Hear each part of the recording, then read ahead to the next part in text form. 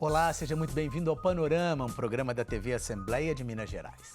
Que a população mundial está envelhecendo, todo mundo já sabe.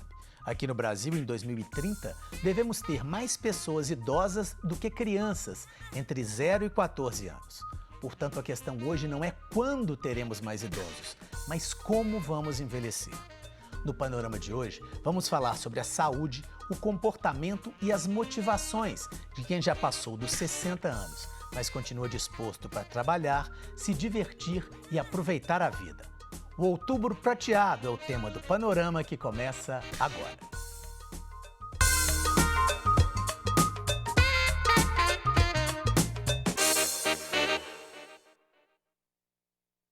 Aqui no estúdio eu recebo o palestrante e professor Flávio Toffani, criador do movimento Tio Flávio Cultural e mais conhecido como Tio Flávio. E a psicóloga Marcela Giovana, diretora-presidente do C+, uma organização da sociedade civil que trabalha na relação entre governo, empresas e sociedade. Tio Flávio, Marcela, muitíssimo obrigado pela presença. Eu que agradeço, nós agradecemos. Nós que agradecemos. Tio Flávio, eu queria começar perguntando o seguinte: hoje as pessoas com mais de 60 anos estão aí mais dispostas, dentro do mercado de trabalho, do mercado de consumo, vivendo melhor e mais, cada vez mais. Isso não acontecia talvez há uns 30, 40 anos atrás.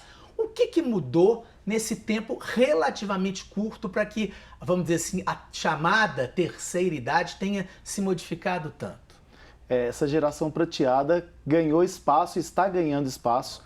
Isso a gente tem que preocupar também, porque precisamos ter a sociedade preparada, os governos preparados, mas vários fatores contribuíram para isso, né?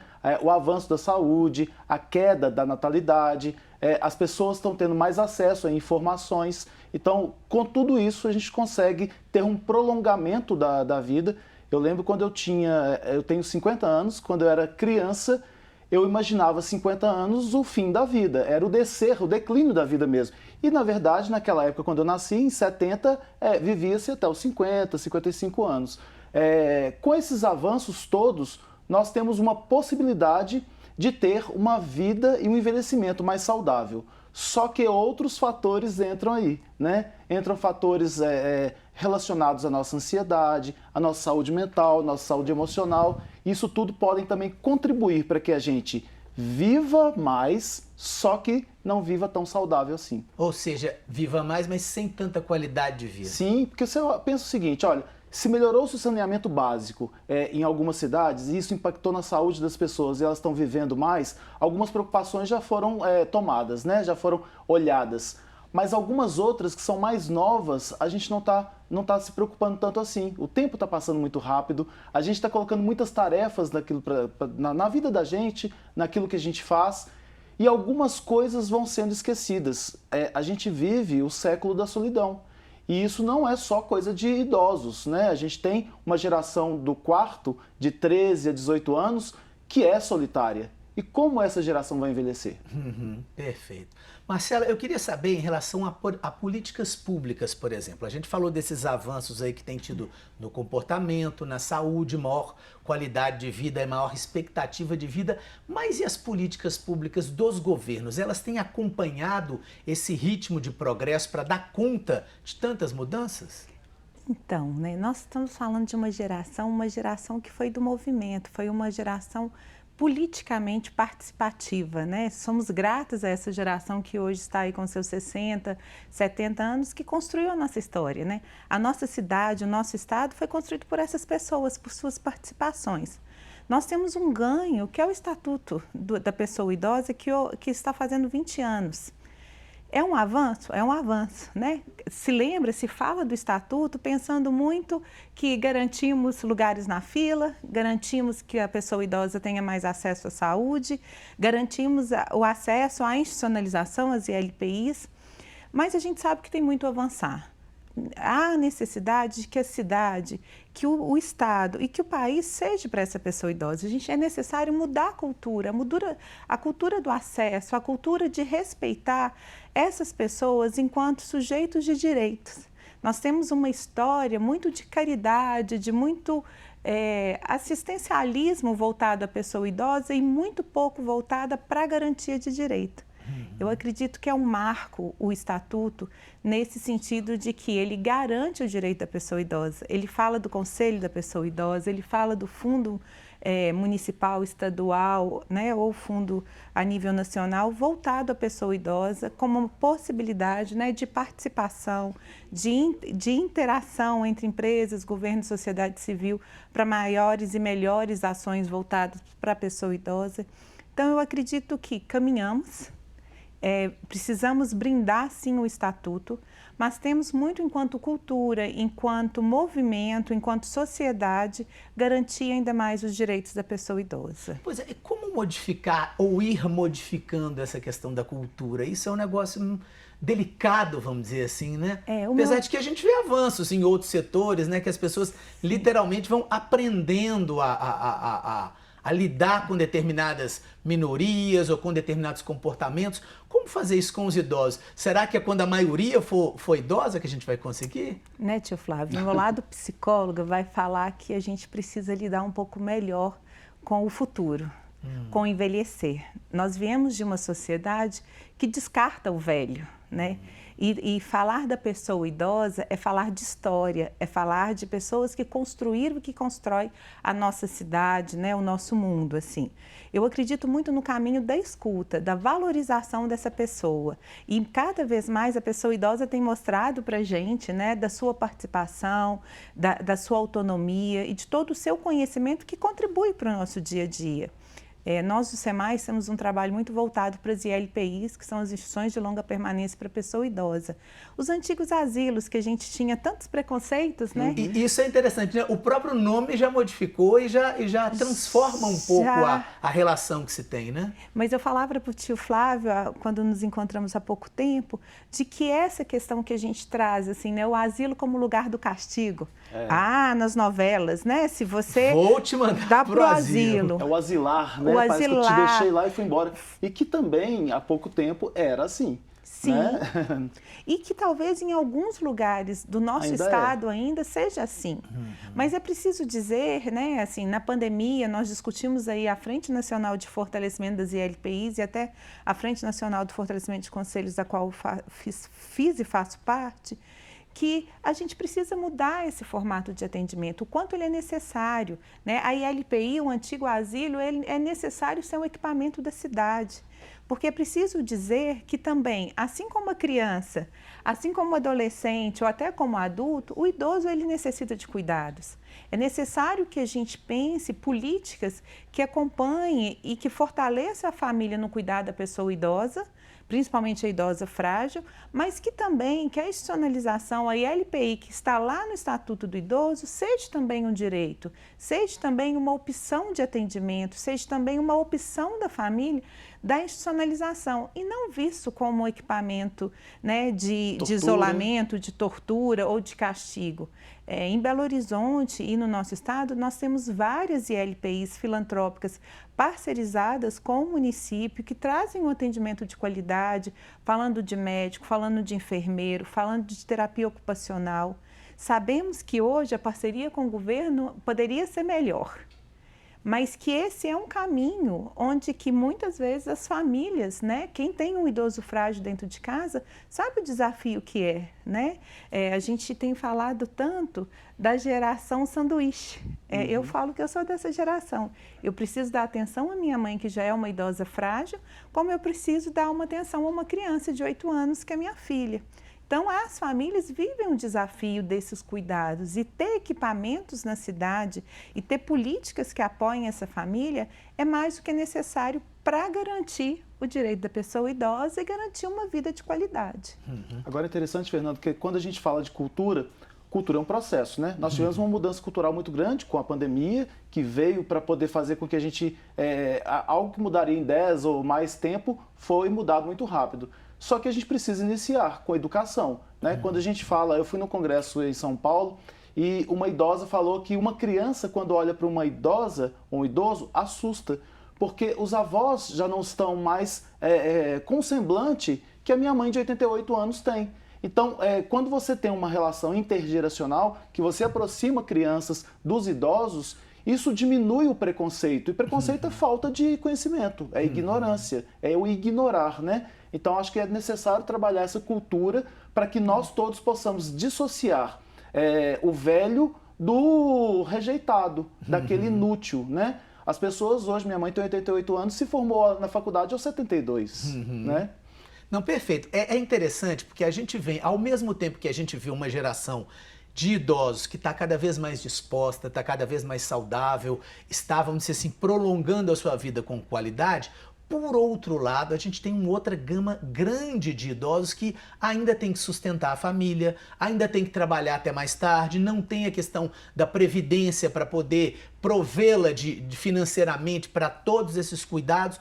Como é que a gente pode ajudar a melhorar a vida dessas pessoas menos favorecidas? Como é que nós, como a Marcela falou, da geração sanduíche, ou mesmo pessoas como você que faz o movimento do Tio Flávio Cultural, que ajuda muita gente, o que fazer para dar apoio para esse idoso menos favorecido? É interessante quando a gente fala isso, porque ao falar dessa evolução do próprio estatuto, o estatuto é muito homogêneo, né? Fala da pessoa idosa, mas ele não trata a pessoa idosa negra, a pessoa idosa indígena, quilombola, LGBTQIA+, que tem diferenças. Então são preocupações que têm que ser tomadas para que a gente possa evoluir nesse processo.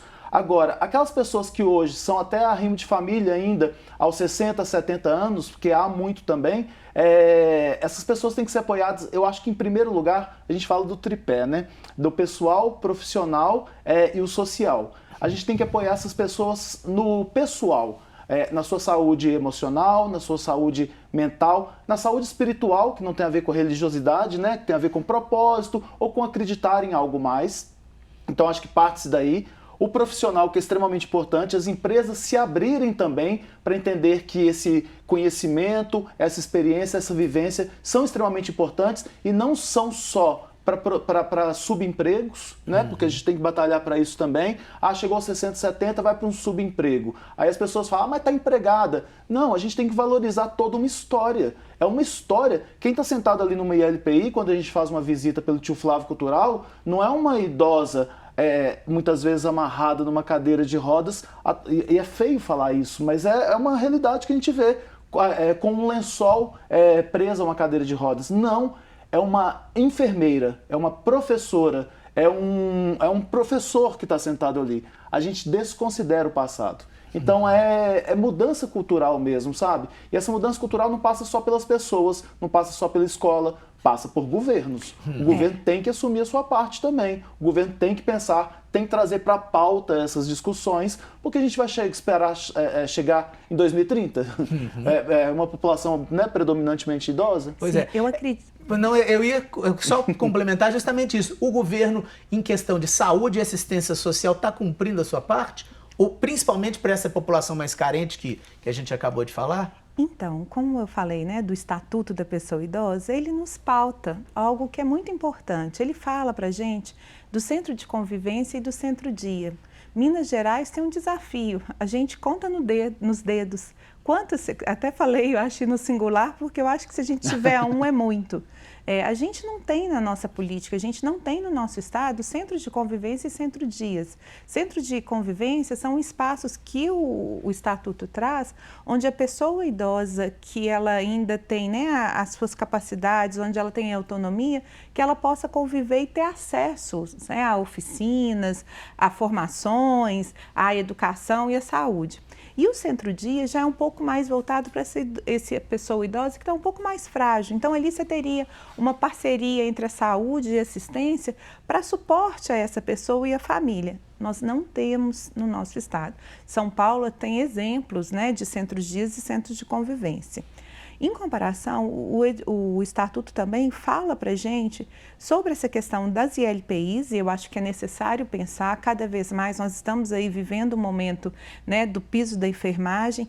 As ILPIs, ela está como equipamento da assistência, mas cada vez mais a nossa sociedade demanda um idoso tão frágil que mistura com a saúde. Então, o equipamento da assistência é também da saúde, e nós necessitamos que a saúde e a assistência conversem sobre o atendimento da pessoa idosa frágil.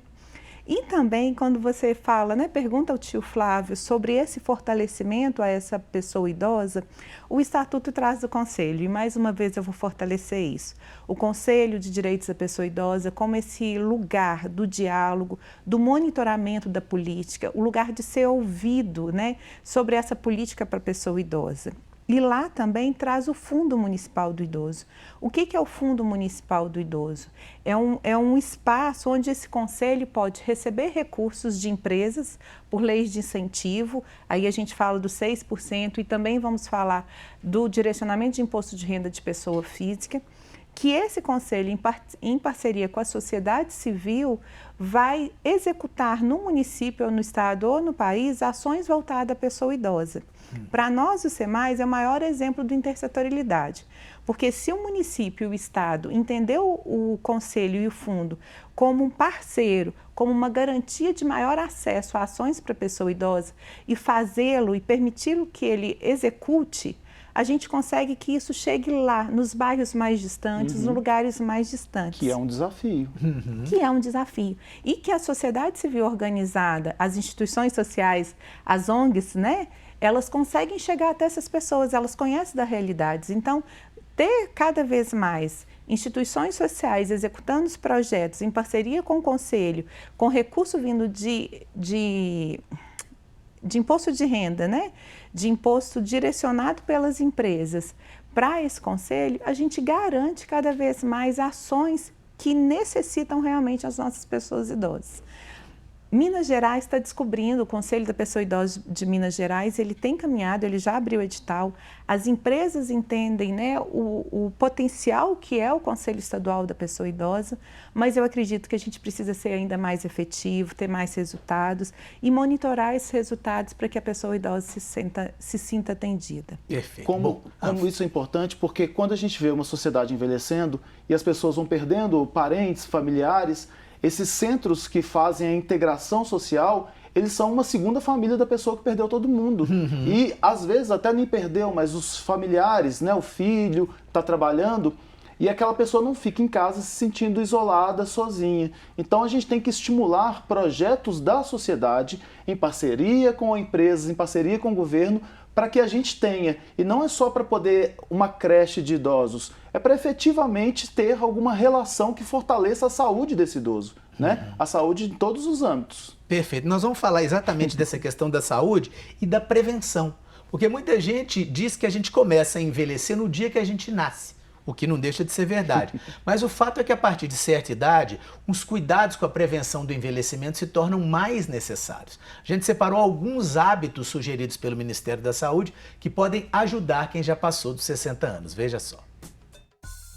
Faça exercícios físicos regularmente. Eles aumentam a segurança nas tarefas diárias e combatem a depressão. Ajudam a combater obesidade, diabetes, colesterol e pressão alta. Exercitar a mente também é muito importante. Mantenha-se ativo fazendo trabalhos manuais, visitas e cursos. Anote tudo o que for importante em um caderno ou agenda para não esquecer. Procure não se isolar.